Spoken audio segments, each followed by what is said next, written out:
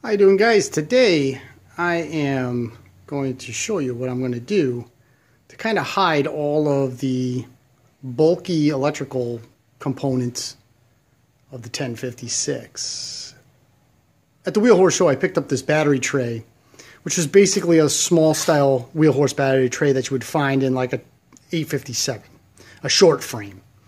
And it was in pretty clean condition. I mean, yeah, it's a little rusty, but there's no rot.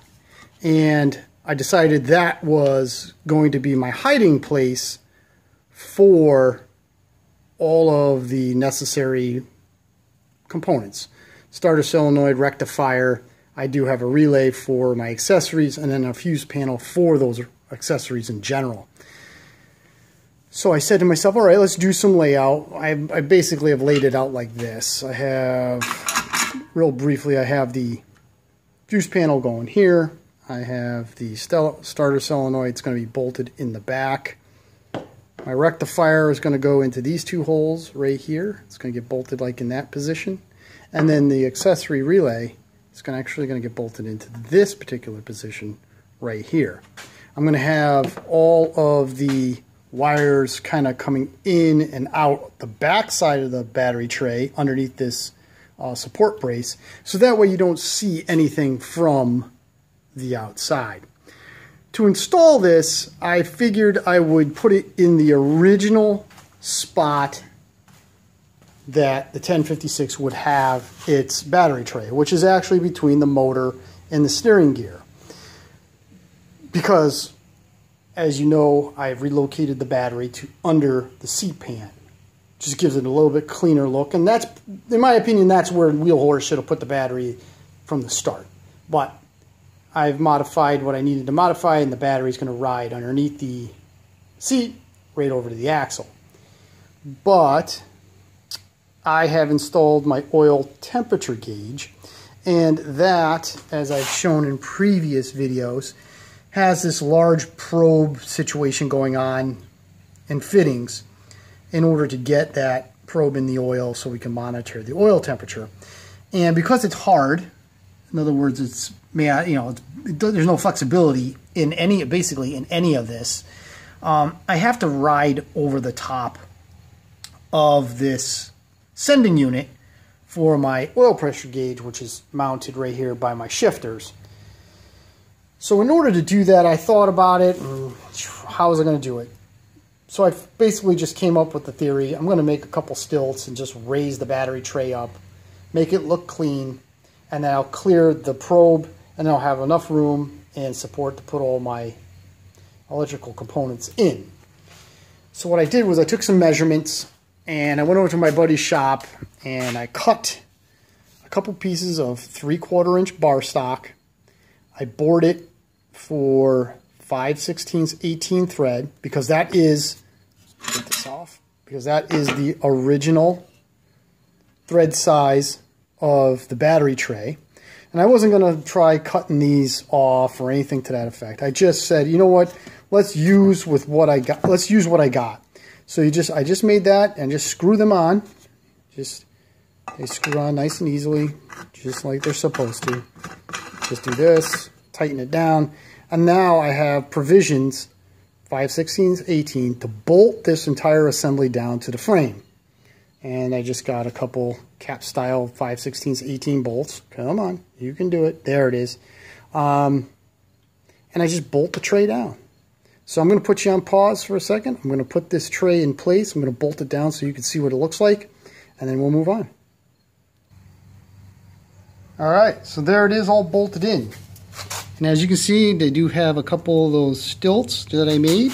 They're just in place, holding that battery tray up about 2 inches. It's just finger tight. I mean, I didn't even hit it with a wrench. I mean, there's really no movement, just finger tight. So once I lock it all down, I don't think I'm going to have any issues. And there's going to be no, material weight in there. It's not like it's going to be carrying the weight of the battery. It's just going to be carrying the weight of these components and some wiring. So as you can see, I have started doing the layout. As I indicated earlier, the main battery cables and stuff will come through the back side. Positive obviously would come up here. The positive to the to the starter motor, which is right here, will go out that end. The stator wires will come in through this opening in this area, right in here. The mag kill switch is going to pass straight through up to the ignition switch. And then I'll have the relay and the rectifier over here on this side. So I was real happy with the way that turned out. I was like, yeah, that really looks good. I'm real happy with that.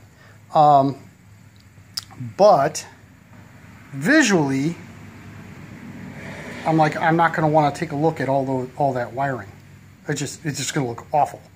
So I decided to pull out my fiberglass and resin and make a little lid to cover it all up. And that's what I did one weekend. Is I made I should probably show you that. Took some measurements and I made a quick wood buck of what I was roughly looking for. I just put a piece of wood on the end of it so that way it would sit in my vise, hold it steady, and then that way I can use this as my fiberglass buck to make my lid. And the lid is right there. I think it came out pretty good. I'll show you what it looks like in a second on the tractor, but essentially it's just fiberglass. And of course my phone is just not going to focus today. I apologize for that. But there you see a bunch of layers. I wet sanded it all down. Then I just put a little bit of primer filler on it just so it would be nice and smooth. And it doesn't fit like a dream, but it fits pretty darn nice, and I'm pretty happy. Come on, man, jeez. And I'm pretty happy with it. I'm pretty happy with the way it turned out. So I'm going to pause this up. I'm going to bolt it, or I'm going to put it in place so you can see what it looks like. Okay, there it is installed. As you can see, it fits pretty well. It looks fairly clean. It's not too obtrusive. I did make these little plastic spacers, so I'm going to put some wing nuts on that, and that's just going to hold the whole thing together. It's going to pinch it all together, keep it down nice and tight. It's not going to flop around. On the back side, I did make one faux pas. I made it just a little too short. It probably should have come a little bit further out. But in general, it doesn't matter. You're not going to see it. The belt guard's going to cover it all up. And it's definitely going to do the trick, which is cover all the wiring that's going to be inside the box itself. And I think it's just going to give the tractor, or this area of the tractor, a nice clean look. I don't know what color I'm going to paint it. Maybe that's a question for you. I was thinking about painting the lid semi-flat black so it kind of matches the motor. But then again, I was saying to myself, well, maybe I'll just paint it the red. Basically the red that I have right there. I'll just paint it red. Why don't you give me your opinion down in the comments? I would like to know what you think. And if you think I should just take it off and throw it away, well, that's safe to say also. You can say it. All right, guys. Another little tidbit of production on this thing is done. It looks pretty good. It's coming along. I'm hoping to have the pulley all mounted up. I'm hoping to have all the electrical wiring, maybe not all of it, but a good portion of the electrical wiring completed over the next week or so. So that way we can call this project almost done. I do have to make a couple brackets for the front of the tractor to hold my headlights, because we got to have headlights. All right, guys. Thank you very much. As always, please subscribe if you like small engine tractor projects. Hit the thumbs up if you can. That would be much appreciated. And as always, have a good day. We'll talk soon.